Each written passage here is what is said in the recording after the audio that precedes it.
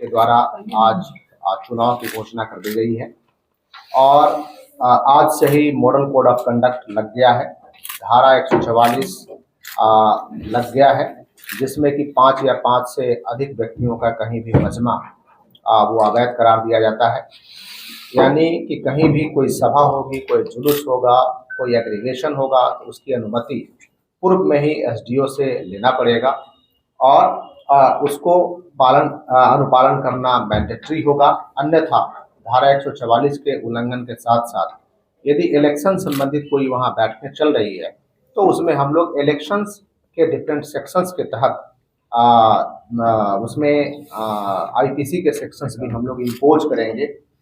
आप अवगत हैं कि अभी जैसे ही मॉडल कोड ऑफ कंडक्ट लगता है तो जितने भी सरकारी हमारे परिसर हैं वहाँ बैनर पोस्टर यदि किन्हीं का लगा हुआ है उस बैनर पोस्टर को हम लोग रिमूव करते हैं। उसके लिए 24 घंटे का वक्त दिया गया है।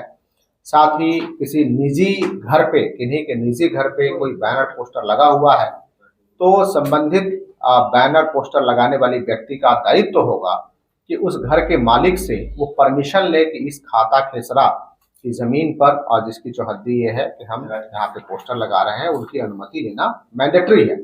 यदि वो अनुमति नहीं लेते हैं और वो जो घर के मालिक हैं वो कंप्लेन करते हैं तो उसमें डिफरेंट सेक्शंस के साथ साथ हम लोग भवन निरूपण यानी पब्लिक प्रॉपर्टी के निरूपण के लिए भी हम लोग उसमें सेक्शंस को इम्पोज करके एफआईआर करेंगे। इसमें एक सुविधा पोर्टल का विकास किया गया है जिसमें कोई भी पॉलिटिकल पार्टी है या कोई भी व्यक्ति हैं जो इसमें निर्वाचन से संबंधित हैं विभिन्न सुविधाओं के लिए अप्लाई कर सकते हैं। उस एप्लीकेशन को सिंगल विंडो सिस्टम से हम लोग डिस्पोज ऑफ करते हैं।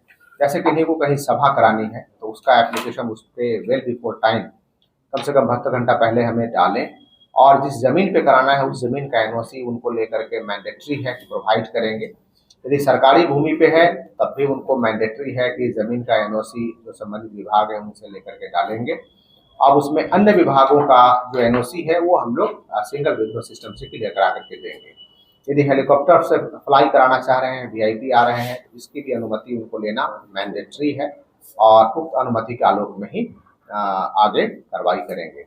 कोई भी सभा होगी, कोई भी जुलूस होगी तो उसमें हम लोग वीडियोग्राफी मैंडेटरी कराएंगे जो हमारे कोषांग के द्वारा कराया जाएगा। उस वीडियोग्राफी को जो हमारा मॉडल कोड का कोषांग है वो कोषांग उसको एग्जामिन करेगा और लगेगा कि नहीं मॉडल कोड ऑफ कंडक्ट का वायोलेशन है तो हम लोग उचित फिर कार्रवाई करेंगे। कोई काफिला है कहीं तो उस काफिले में अधिकतम 10 वाहन एक साथ मूव कर सकते हैं। फिर 100 मीटर का गैप देना पड़ेगा, फिर 5 वाहन मूव करेंगे, फिर 100 मीटर का गैप के बाद 5 वाहन मूव करेंगे। इसको फॉलो करना जरूरी है। यदि कहीं भी कोई सभा होती है, कोई जुलूस होती है तो एक नियत अवधि के लिए हम लोग उसको परमिशन देंगे ताकि दूसरे कोई व्यक्ति यदि उसी ग्राउंड में सभा कराना हो तो उनको एक गैप के बाद हम उस ग्राउंड को दे सकें।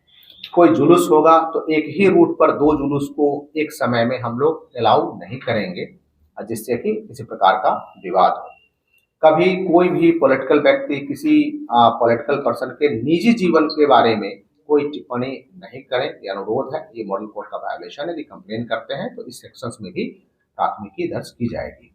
कहीं भी किसी धर्म, जाति, भाषा, संप्रदाय पे कोई टिप्पणी नहीं होना चाहिए। कहीं भी कोई मंदिर, मस्जिद, चर्च और कोई भी धार्मिक स्थल है वहाँ निर्वाचन संबंधी प्रचार प्रसार नहीं होना चाहिए। कोई भी जो लाउड स्पीकर है वो चुनाव प्रचार के लिए परमिशन लेना मैंडेटरी है क्योंकि उससे हम लोग एक्सपेंडिचर भी काउंट करते हैं। और दूसरा कि कई वाहनों पे लाउड स्पीकर लगा होता है तो वाहन पे तब तक लाउड स्पीकर नहीं अलाउ कर सकते हैं जब तक कि एसडीओ का परमिशन उस पर नहीं हो, क्योंकि वाहन के पे खर्च में हमें शामिल करना पड़ता है। यदि लगा हुआ है किन्हीं के वाहन पे तो उसको रिमूव करेंगे। बिना एसडीओ के परमिशन से वो वाहन पे लाउड स्पीकर नहीं लगा सकते हैं।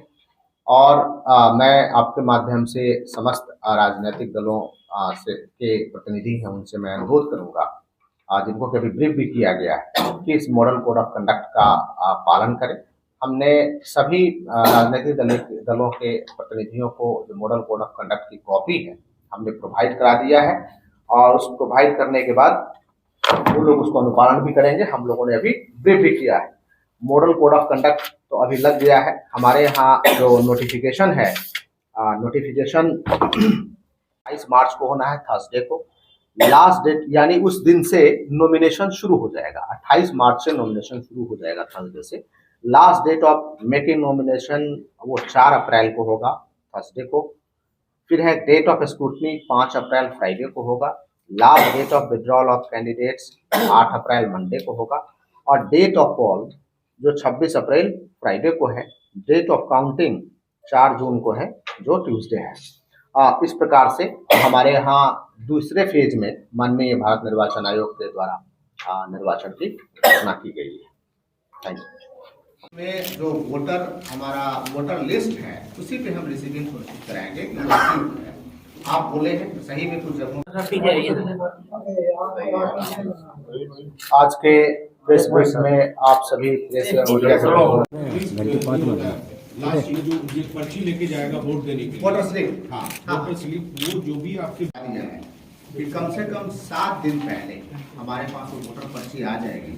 और जो वोटर पर्ची है उस पर हर कुछ लिखा रहता है, किस बूथ पे जाना है, आपको कैसे है, वो सारी चीजें लिखी वेरीफाई करके वो लाइन में लगे। मतलब अगर वो इस वार्ड का वोटर है तो उसका नाम जो है किसी और वार्ड में है। डीडीसी साहब से हमने पूछा भी था तब